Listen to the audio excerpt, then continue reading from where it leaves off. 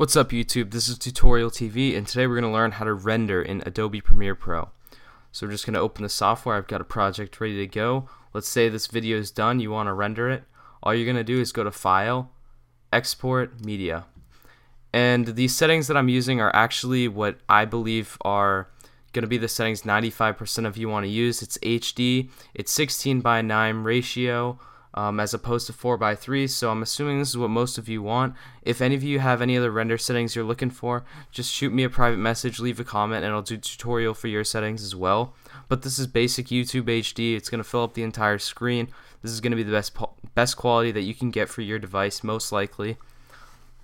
So the first thing you're going to want to do is name your document. I just like to keep it as sequence 1. You know, it's whatever, who really cares?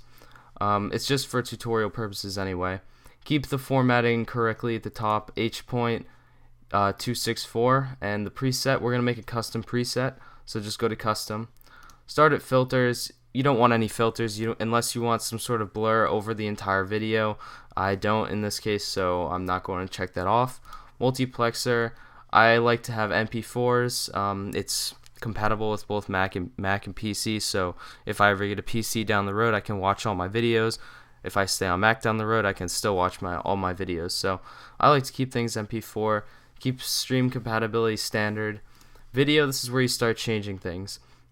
So if you're going to make it 1080p, then you're going to want to go 1920 by 1080. Otherwise, it's going to be 1280 by 720. That would be 720p. Use whatever your device is. If your device records in 720p, do not try to render in 1080p. It's going to take a lot longer. It's not going to come out in better quality. So don't try and render in 1080p and think that it's going to make it better, because it's not. Alright, so I'm going to keep things as 1920 by 1080 because that's my recording device. Widescreen 16:9, as I said, for the pixel aspect ratio. Unless you're using a standard definition device, in that case go square pixels or standard 4:3.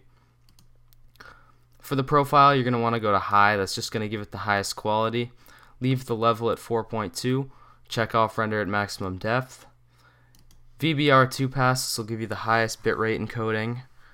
Keep the target bitrate at 32. Keep the maximum bitrate at 40. And do not check off set keyframe distance.